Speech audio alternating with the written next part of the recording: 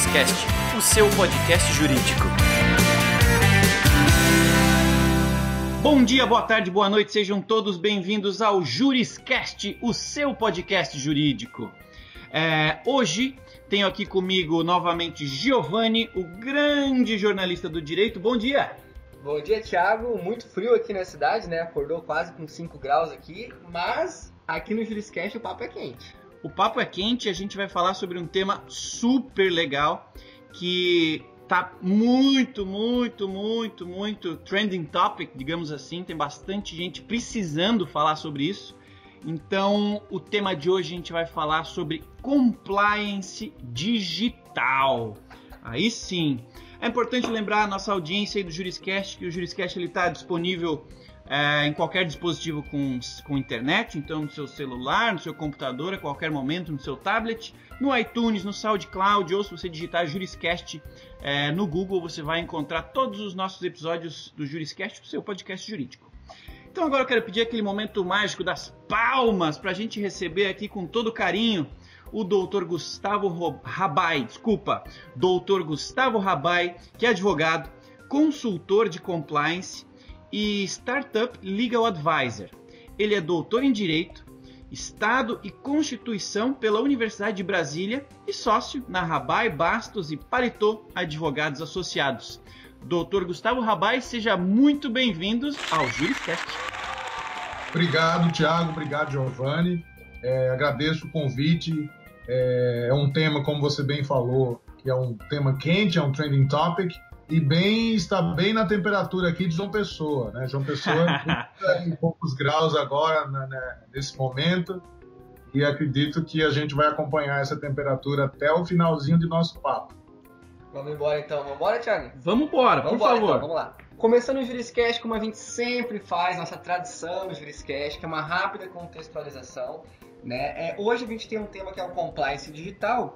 No entanto, o nosso episódio número 4 ou 5, não me recordo agora, com a doutora Maria Luísa Bueno, foi sobre compliance, né? Então, agora a gente falou de compliance já no JurisCast e agora a gente está falando de compliance digital.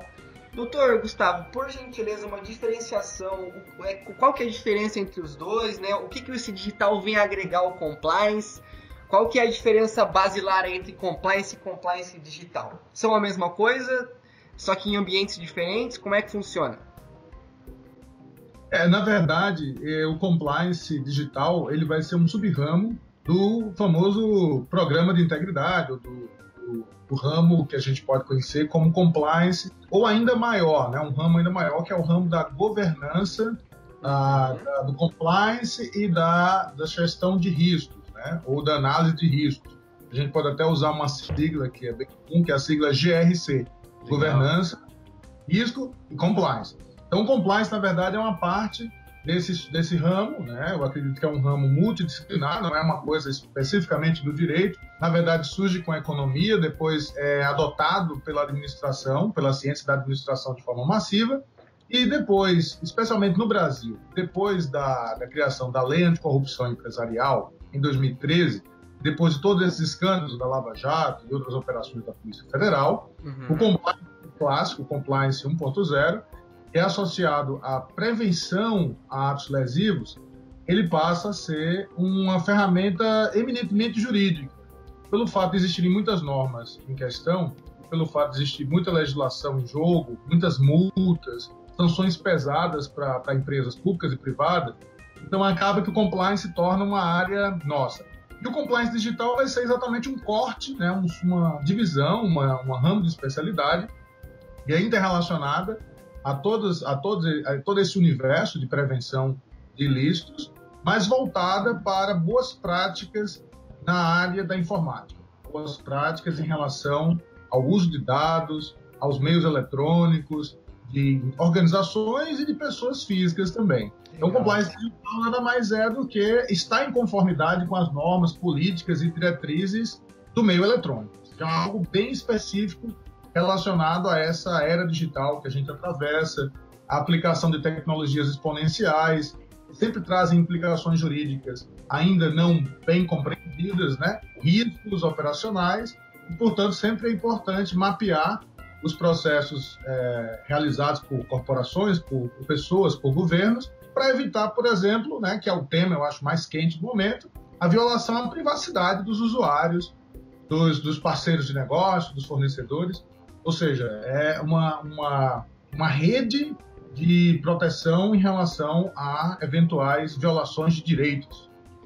Que legal. Certo, muito bom. Que legal. E esse tema justamente está muito em foque, né? Recentemente eu lhe encontrei lá em Stanford, justamente bebendo aí na fonte do direito, e foi lá também onde recentemente aconteceu aquele grande escândalo mundial com o Facebook, que é dos Estados Unidos, mas com a empresa Cambridge Analytica. E no seu ponto de vista, Dr. Gustavo, o que o compliance digital tem a ver com o escândalo e se de fato faltou compliance ou não existia uma definição, então não oficialmente faltou? Qual a tua visão sobre especificamente esse escândalo envolvendo o Facebook e a Cambridge Analytica? Na verdade, esse foi talvez o maior escândalo relacionado à falta de compliance digital, né? Ao non-compliance. Né? Ou seja, no caso aí, o Facebook é reconhecidamente non-compliant. O próprio Mark Zuckerberg, diante do Congresso norte-americano, em audiência pública realizada após esse escândalo ter sido divulgado, ele reconheceu claramente que muita coisa passava sem que ele soubesse, e mesmo que ele soubesse, ele desviava o olhar, que é algo muito comum, por exemplo, na auditoria que constata atos de corrupção. Muitas vezes a alta administração de uma empresa sabe das fraudes, sabe da corrupção de seus subalternos ou de alguém da sua diretoria, mas ele olha para o outro lado. Então isso é algo que não pode mais acontecer, sobretudo no mundo do controle, da accountability, da transparência, de law enforcement cada vez mais rigoroso em termos de legislação. Então o caso em relação especificamente ao Cambridge Analytica, só veio à tona após a ocorrência de uma denúncia, né? Ou seja, tivemos aí um informante, né? O famoso whistleblower, literalmente o cara com o apito, né? E ele veio à comunidade internacional denunciar o que se fazia em relação a essa manipulação de dados, né? O que aconteceu, de fato, em relação ao Facebook é que a empresa ela atuou massivamente na campanha presidencial do Donald Trump, né? Tanto o Facebook como a Cambridge Analytica.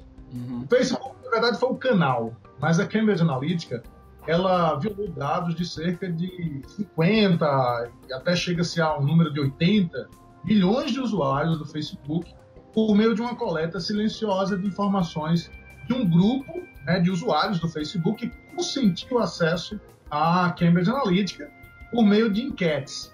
Então, essas enquetes elas foram utilizadas por meio de uma ferramenta chamada Global Science Research, e esses dados foram fornecidos à Cambridge Analytica em 2014. Essa pesquisa chamava Your Digital Life, e aí ele criou um aplicativo para os usuários do Facebook que consistia num teste de personalidade, e a partir disso os usuários concederam acesso à Cambridge Analytica, ao Facebook, do perfil político de outros amigos.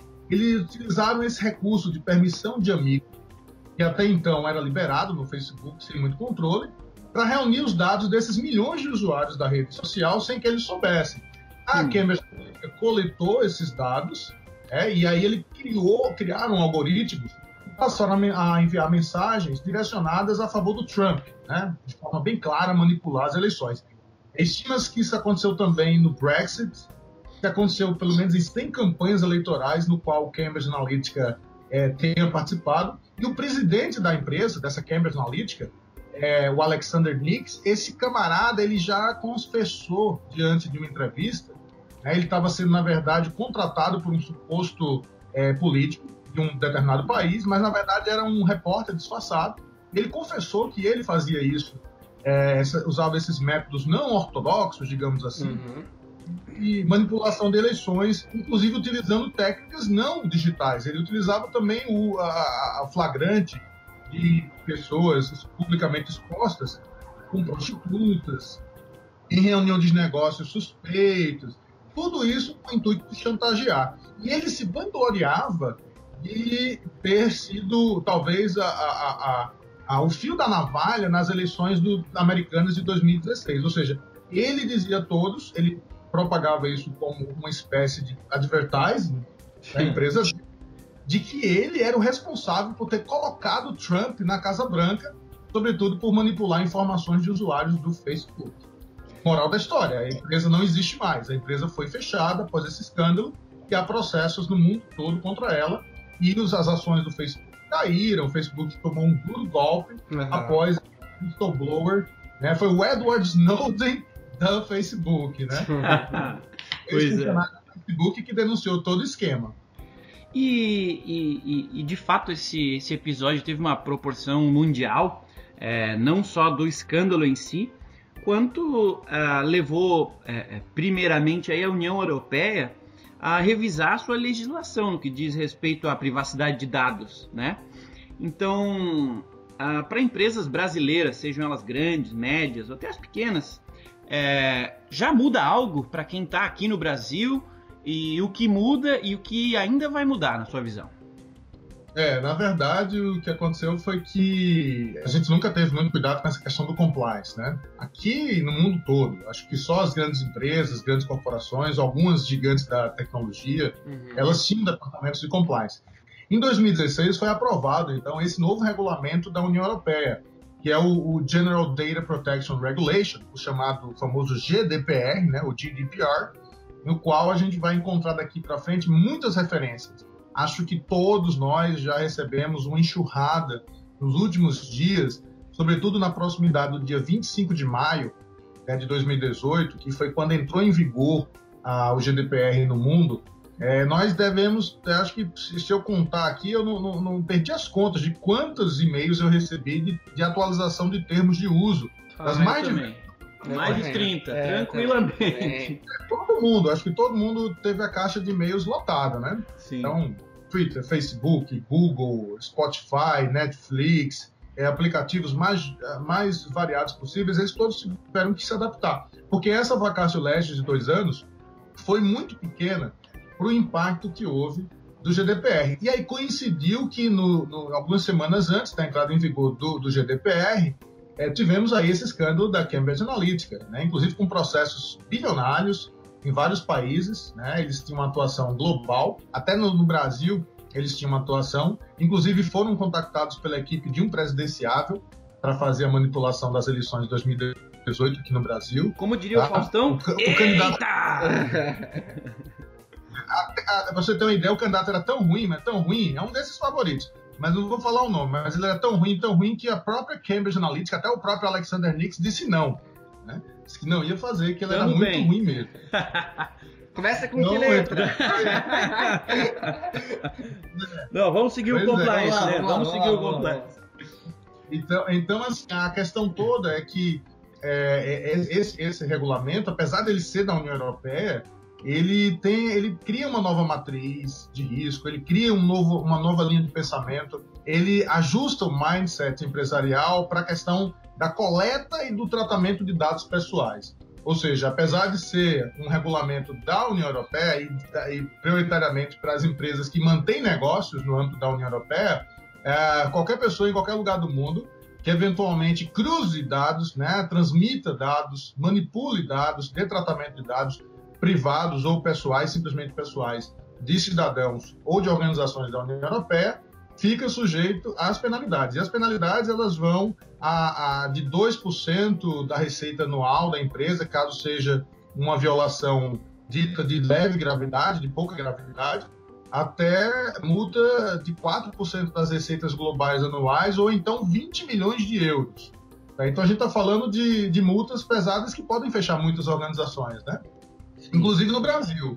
Porque, assim, todos que comercializarem bens e serviços junto aos Estados-membros da União Europeia, ainda que seja gratuito, ainda que seja uma startup que está agora começando a fornecer alguns serviços online, sobretudo essas empresas digitais, a gente presta muita consultoria para essas empresas que têm uma mentalidade nova, elas são imbuídos de um bom propósito, querem impactar positivamente, porém elas precisam coletar dados pessoais dos usuários e, às vezes, até mesmo dados mais sensíveis, né, para conseguir chegar lá. Vou dar um exemplo de uma empresa.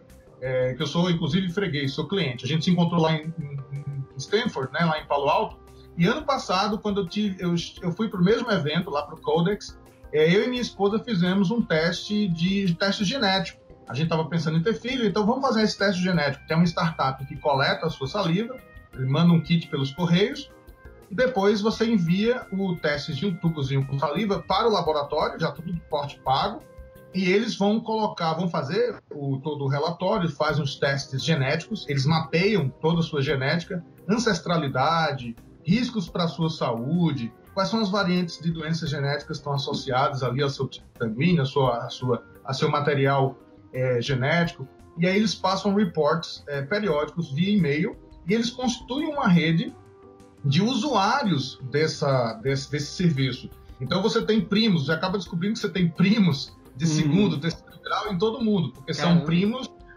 e estão cruzados os dados genéticos. Então essa empresa acabou de ter a sua convalidação, a sua aprovação, a autorização de funcionamento pelo FDA, né? Eles hoje são uma empresa bem estabelecida nos Estados Unidos, uma pequena health tech, uma startup que começou há alguns anos e hoje é reconhecida, e realmente pelo preço que eles cobram é muito bom e está comprovadamente eficiente, né? Já poupou muita gente de tratamentos aí mais dolorosos, preveniu muitas doenças. Mas à luz da legislação europeia de hoje e das próximas leis nacionais que vão seguir esse mesmo mindset, né, do GDPR, esses serviços eles podem de alguma maneira atingir ali a questão dos dados sensíveis. Então tem que haver muito cuidado em relação ao respeito desse regulamento para que não haja nenhum prejuízo na transmissão dessas informações. Por mais que você possa, por exemplo, colocar um pseudônimo, né? Você vai lá e coloca Steve Jobs ou então Michael Jordan,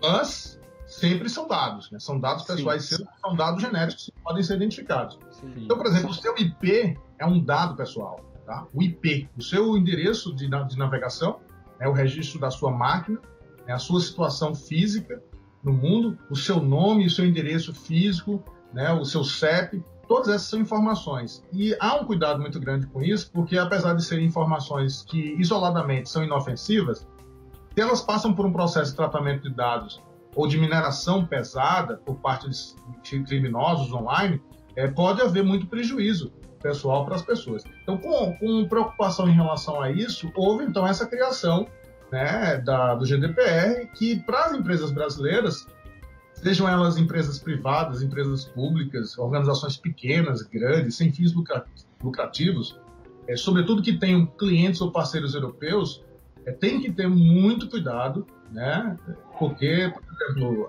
às vezes a gente armazena informações de nossos constituintes num serviço de nuvem de uma empresa americana, de uma empresa suíça. Esses clientes, eles são brasileiros, eles têm alguns contratos com europeus, de repente você tem uma prestação de serviços a uma empresa brasileira, mas que por vezes ela tem tecnologia que é fornecida por empresas que estão situadas na União Europeia, ou ela presta serviços para cidadãos europeus. Então imagine o risco que é se num vazamento de dados ou numa utilização maliciosa que resulte numa multa, a empresa europeia ela responsabilize solidariamente o escritório de advocacia, o escritório de contabilidade, o fornecedor de TI que prestou serviços lá na ponta para a guarda daquelas informações ou para, por exemplo, utilizar num processo judicial ou numa auditoria. Isso é muito arriscado. Continuando nessa linha, aproveitando que o doutor trouxe para o Brasil alguns exemplos, né? E não falando propriamente das empresas, mas em matéria de legislação, né? Porque o que eu percebo é que a legislação aqui no Brasil é muito reativa, né? Então, por exemplo, a gente está falando, talvez, a gente não estaria conversando sobre compliance digital se não houvesse aquele escândalo do Cambridge Analytica, né? Assim como a impressão que eu tinha quando conversamos com a doutora Maria Luísa é que nós estávamos falando de compliance porque recentemente havia acontecido a questão da Lava Jato. Então parece que o direito ele vem para responder esses escândalos ou esses fenômenos, né?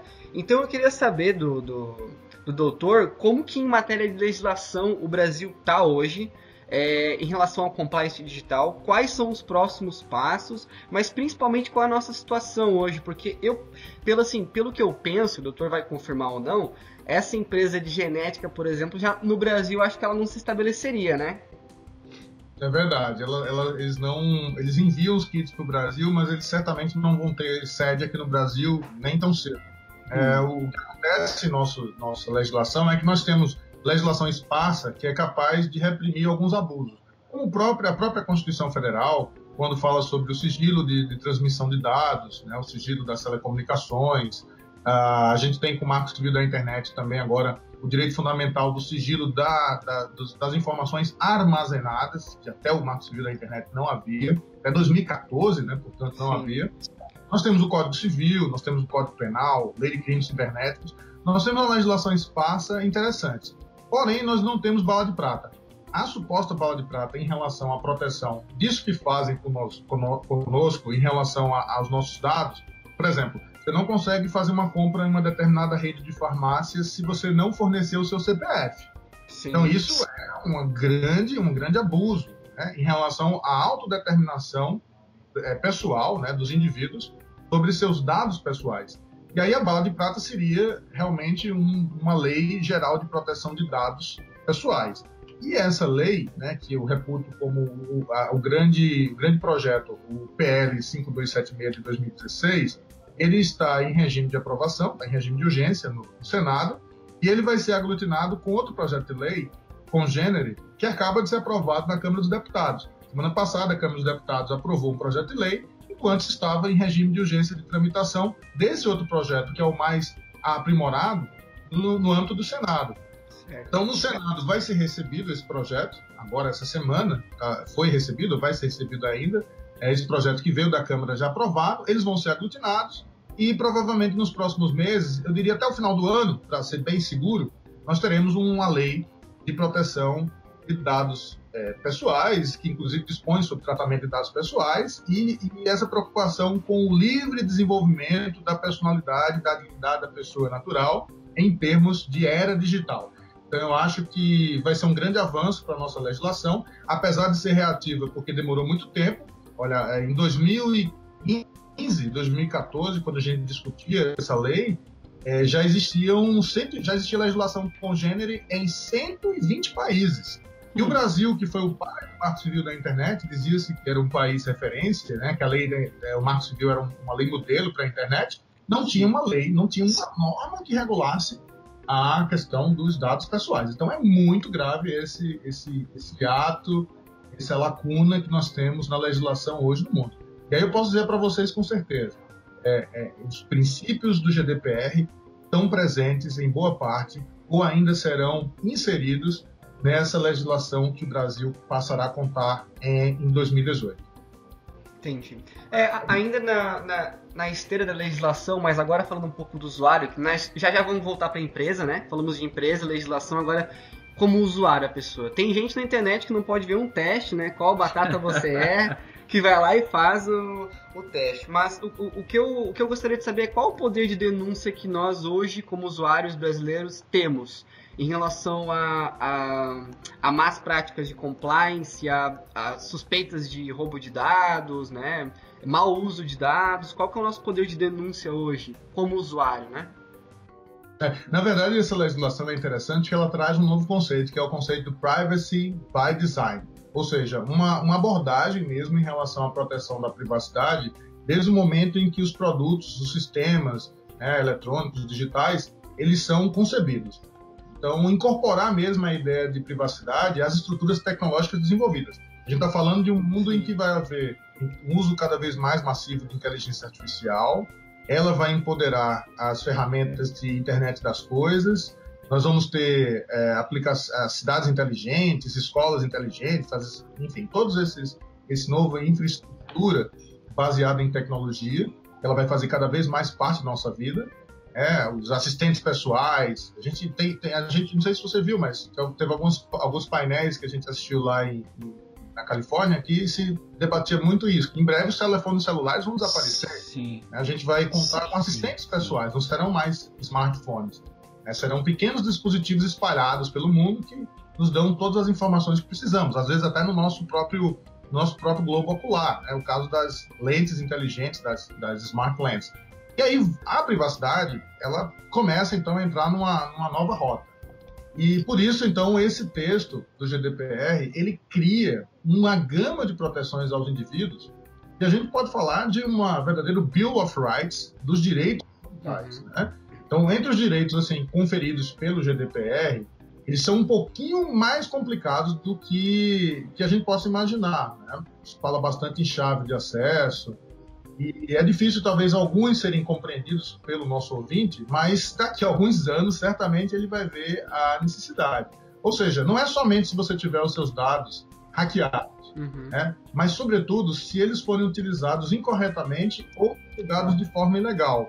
Olha, na última sexta-feira, o Ministério Público do DF, do Distrito Federal e Territórios, ele divulgou uma investigação que está em fase conclusiva, que aponta que o Serviço de Processamento de Dados da União Federal, o governo federal, vendeu os nossos dados constantes em bancos de dados do DataSUS, da Receita Federal, do Denatran, para várias corporações mundo afora, e inclusive entre essas corporações, criminosos.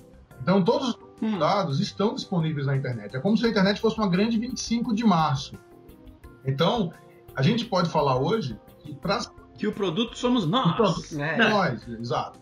As empresas podem utilizar com finalidades estritamente comerciais, como, por exemplo, a questão do Big Data, no qual você tem o uso massivo de informações sobre os usuários, se cria um algoritmo e se permite a utilização de ferramentas de publicidade direcionadas ao usuário. Então, a gente tem o Big Data cada vez mais fast, né? A gente pode falar hoje de fast data, mas a gente tem também outras utilizações que ainda não foram descobertas. Vou dar um exemplo para vocês de algo que eu estou pesquisando aqui e que não quero assustar os ouvintes, né? Se isso chega para o grande público, talvez mude o comportamento de forma brutal, ou talvez não, eles nem se incomodem. Mas já empresas comercializam na Dark Web todos os registros de conversas realizadas em grupos de WhatsApp.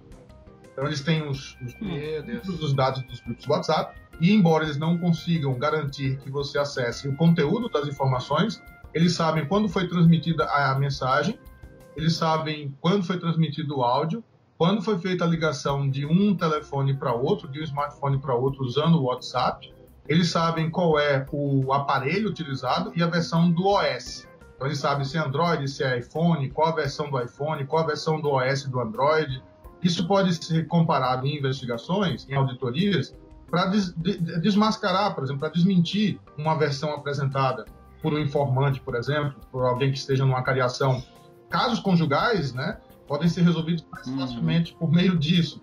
E crimes, então, a quantidade de crimes que podem ser cometidos se utilizando esse rastreamento das informações que são distribuídas em conversas de WhatsApp, em grupos de WhatsApp, é uma coisa assim, brutal. Então, assim, essa legislação do GDPR, apesar de parecer um pouco ousada e um pouco, talvez, paranoica para alguns, ela vai ter utilização nos próximos anos, sim, porque, assim, os direitos são muito, eu diria, focados na questão do acesso que você tem a uma cópia das informações que uma determinada empresa possui sobre você. Caso você consiga comprovar, por meio de um advogado, por meio de uma perícia digital, que aquela empresa faltou com a verdade, a responsabilização dela é objetiva e ela já paga uma multazinha aí que vai partir de 10% do seu faturamento bruto anual. Então a gente está falando que, assim, pega na jugular das empresas, que é a parte mais sensível delas, que são o bolso. Não tem para onde correr. Antes da próxima pergunta, só queria rapidinho um minutinho de contextualização do Thiago, referente ao encontro de vocês, porque vocês já deram uma referência um pro outro de Stanford, tal, talvez a nossa audiência não esteja entendendo. Só rapidinho contextualiza um pouco, Thiago, como é que vocês se encontraram lá nos Estados Unidos. Legal, a gente se encontrou num evento chamado Codex, que é um evento da Universidade de Stanford, em específico dos acadêmicos de direito de Stanford, e esse evento visa discutir o futuro do direito.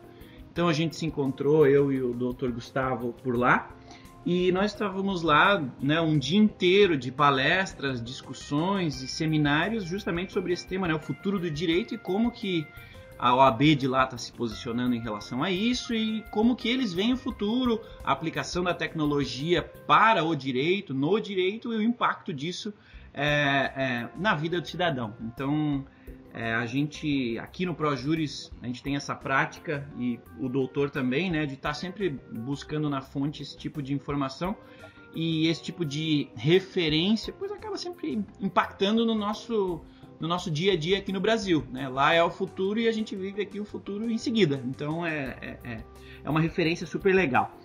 Eu vou engatar a próxima pergunta aqui, porque a gente estava falando de privacidade, do indivíduo em si e da relação e responsabilidade das empresas, né? Nessa geração, custódia desses dados que eles têm e geram sobre seus usuários, né? Exato. Quando a gente fala em privacidade e quase sempre a gente se refere à privacidade do usuário, né? Mas a gente tem também um outro lado a considerar, que as empresas geram dados, né? As empresas detêm dados de seus usuários. Então, pensando em escândalos recentemente aí falados no Brasil, né? Não precisamos citar que tem aí Lava Jato, muito disso. Mas em que que tipo de provas digitais foram decisivas para incriminar as empresas? No caso de corrupção, no geral, foram sempre provas digitais, né? E, consequentemente, né, em função do compliance, em função dessa nova legislação europeia, está tendo uma urgência das empresas em se adequar às melhores práticas de mercado, mas também a monitorar e cuidar de seus próprios dados estratégicos para evitar, obviamente, vazamento, algum tipo de penalização em função de mau uso, né, desses dados. Hoje em dia é cada vez mais raro, por exemplo, que um executivo tenha um celular exclusivamente para trabalhar, tenha um computador exclusivamente para trabalhar, ou seja, a informação acaba viajando junto com o executivo da empresa por onde ele vai e, consequentemente, isso abre portas, né, abre espaço para mais risco, né? Então, a minha pergunta que na tua visão, doutor, que ponto o monitoramento e a privacidade dos colaboradores das empresas, em geral, né? A gente sabe que as maiores provavelmente têm mais cuidado com isso, mas no Brasil, você acha que as empresas estão cuidando bem desses dados que os seus funcionários têm acesso? Foi uma pergunta excepcional, uma pergunta, assim, eu diria brilhante, porque o que a gente está enfrentando agora no Brasil é uma situação não somente de despreparo para a legislação internacional, como também em relação à dificuldade de se adaptar a uma futura legislação nacional, como também da dificuldade de se orientar pelo futuro, de se orientar pelos novos tempos, no qual a privacidade vai ser uma via dupla. A gente sabe que até para comprovar alguns ilícitos, a gente tem que quebrar a privacidade do alvo, né, do suposto agressor. E a gente tem uma dificuldade terrível nas organizações de verificar uma cultura de proteção dos dados, seja da corporação, seja dos seus fornecedores, seja dos seus clientes. Isso é muito importante porque, no caso dos advogados, particularmente, que é o nosso grande público, né, de ouvintes, e, sobretudo, a minha rede particular de contatos, né, a gente faz muito trabalho de mentoria até para os próprios escritórios, e a gente verifica como é descuidado, como é displicente essa proteção em relação aos dados. São raros os escritórios de médio porte que não têm uma política interna, um protocolo de segurança das informações, e às vezes você tem escritórios de médio porte que prestam consultoria, prestam assessoria contínua para empresas grandes, né, para empresas multinacionais, para empresas inclusive europeias. E essas empresas têm todo um cuidado com relação ao trânsito da informação, porém o escritório de advocacia, o escritório de contabilidade, ele não tem nada. Então ele deixa o estagiário colocar o pendrive, pegar as informações todas. O executivo, o advogado sênior, deixa o computador aberto, pede para alguém utilizar o PJE dele, o token de peticionamento eletrônico, um pendrive, deixa a tela aberta, um e-mail no qual ele está travando uma conversa, eu diria, delicada com alguma empresa que está determinando uma prática ali não muito legal. E se houver a captura daquelas informações e uma chantagem futura, existir a perda de algum ativo da empresa, o escritório vai ser responsabilizado. Então é uma coisa que a gente está no estágio ainda de nós não temos a política, né, de privacidade, a política de tratamento de segurança da informação, e o GDPR já fala na necessidade de cada empresa ter sua própria matriz de risco, ter um software de assessment, né, de análise de risco, a nomeação de um Data Protection Officer, né, o DPO, na verdade, seria um assessor especial, um coordenador, um diretor de proteção da informação, né? E essa é uma das principais etapas para se estabelecer nas grandes empresas um comitê de segurança da informação. Então, a gente fala hoje em compliance, da criação de comitês internos de integridade ética e integridade empresarial, corporativa, e em breve, ou pelo menos em alguns nichos de mercado, em alguns segmentos, nós teremos a necessidade também de ter um comitê específico para a segurança da informação.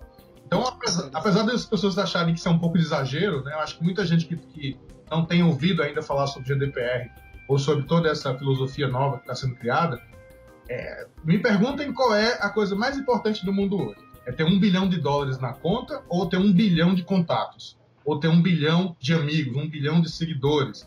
1 bilhão de informações em volume expressivo, né, em volume contábil, sendo trafegadas por meio de sua corporação.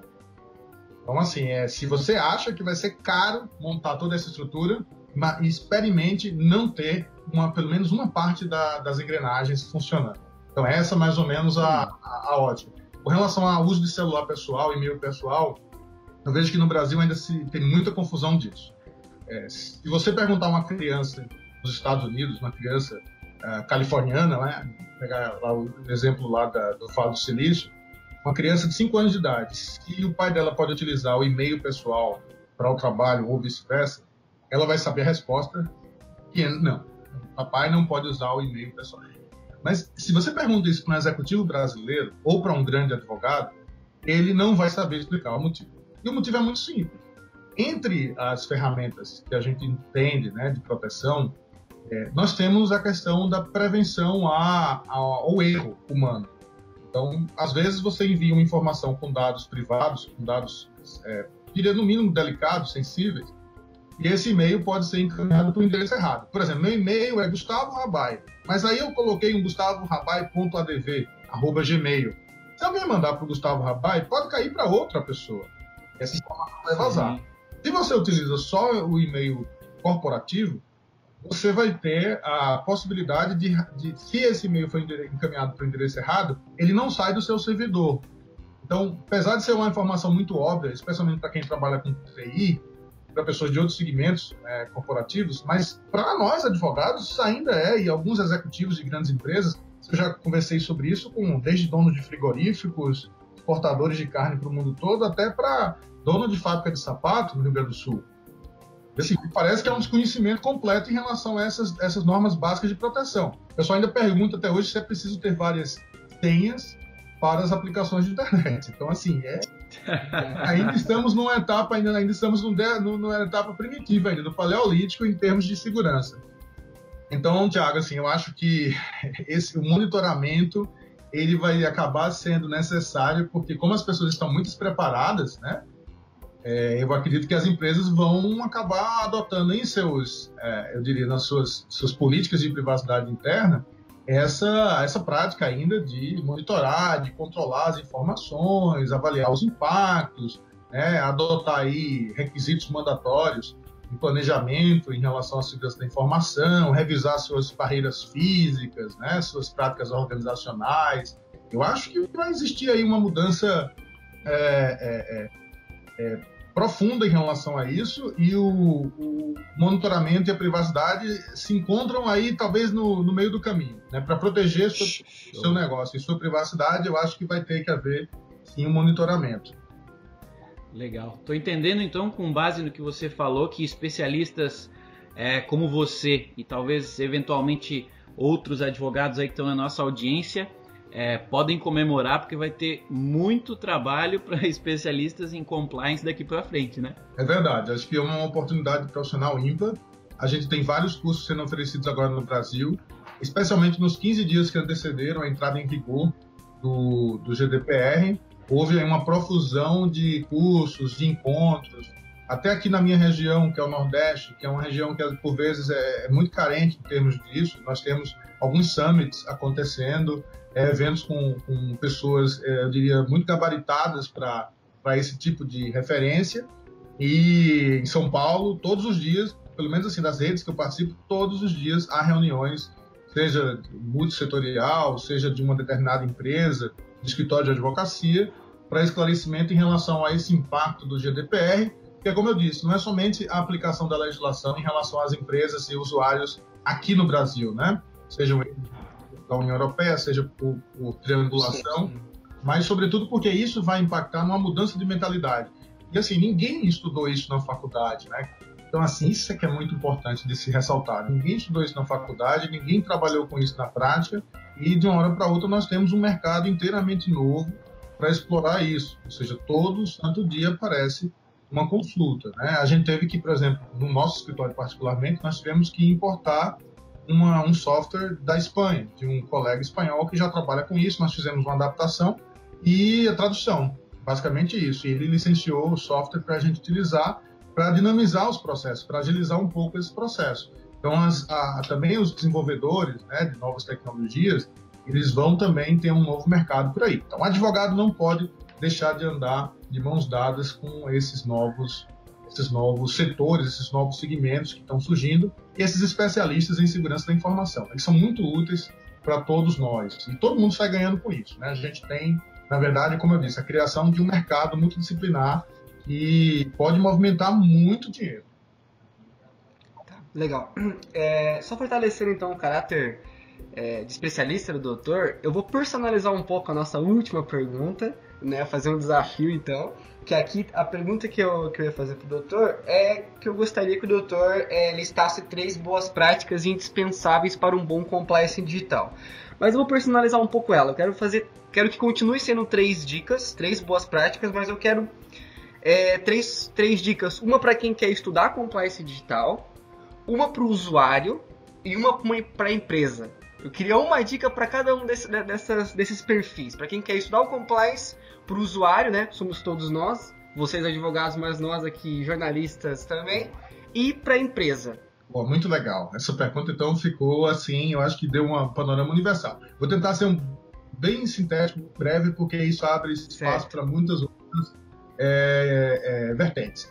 Mas, por exemplo, para as empresas, começando pelas empresas, eu acho que o mais importante se não tem condições de implementar toda essa estrutura, mas pelo menos comece do mais simples, que é a criação de uma política de segurança da informação. E se já houver, criar já um canal de denúncias, estabelecer cronogramas para reportar um incidente, criar, enfim, mecanismos, rotinas que estejam em conformidade com o GDPR. Então, pelo menos uma conversa, no mínimo, com especialistas dessa nova legislação internacional será assim, um passo crucial para o sucesso ou insucesso da empresa, sobretudo aquela que tem negócios online. Então, em relação às empresas, é isso. Consciência de que tem que reportar incidentes, ou seja, a primeira dica é no sentido de se preocupar para depois não ter que se ocupar. A gente no compliance fala muito no sentido de que é melhor sempre, é preferível a gente adotar uma prevenção pelo amor à empresa do que depois pela dor de ter que perder a empresa. Então isso é importante, sem querer assustar ninguém, obviamente. Aí não é uma expressão, não é expressão de força para tentar convencer ninguém, mas é a verdade, é a tendência, é o futuro que já chegou. Agora, para o usuário, eu acho que ele tem que ser muito, mas muito consciente dos seus direitos, sobretudo de cobrar, né, sempre ter a expectativa de cobrar o consentimento dele em relação a qualquer uso ou processamento de dados, coleta de dados pessoais, e as empresas têm que ter cada vez mais esse consentimento de forma expressa. Então, os usuários têm que ter noção do que não pode, do que pode e o que não pode, que as empresas façam em relação aos seus direitos. Tem que ter consciência de que eles têm direito à portabilidade de informações, né? Um novo direito que está sendo criado hoje, então permite que os usuários só para exemplificar, eles possam recuperar as informações pessoais que forneceram a uma organização para usar para os seus próprios fins, né? Inclusive para a outra organização. Então, você faz um cadastro enorme lá num determinado serviço, depois você quer aplicar aqueles dados, que alguns você pode nem ter mais, e você preencher todo aquele formulário eletrônico, você não fica com uma via salva do que é que você informou. Então, a qualquer momento, você pode cobrar essas informações, até para fins de prevenção ou para fins de utilização em outra empresa. Você pode cobrar que aquela empresa que originalmente coletou, ela te forneça. Então, eu acho que isso é um direito assim, importante, né? Até para você corrigir informações imprecisas. Então, como é que você vai corrigir aquilo que você não sabe como foi registrado, se foi manipulado, foi alterado? E aí eu dou um exemplo dos bancos de dados. O pessoal acrescenta informações nossas que não existem, ou confunde, ou não atualiza, para fazer volume de vendas de banco de dados, de base de dados para comércio eletrônico, por exemplo. Então, isso é importante. Assim, o consumidor, o usuário, ele tem que monitorar as informações que são guardadas pelas empresas. E o GDPR exige que esses bancos sejam disponibilizados aos usuários. Daí vocês estão agora compreendendo a dimensão da coisa. Todas as empresas vão utilizar as informações. Você faz um cadastro no Pinterest, você tem que cobrar do Pinterest. Se você é cidadão europeu, você pode cobrar do Pinterest todas as informações que eles detêm suas, e todos os logs, e todos os cliques, e todos os likes que você deu, porque eventualmente pode haver uma implicação jurídica decorrente disso, né? Legal. E rapidamente a dica do estudante é? Olha, para o estudante, a primeira coisa é procurar cursos online, né? Procurar os cursos que são disponibilizados na própria rede, porque como a informação está mudando muito rapidamente, e é o primeiro contato que temos com essa nova vertente, então é importante ele procurar aqueles cursos que são os mais atualizados.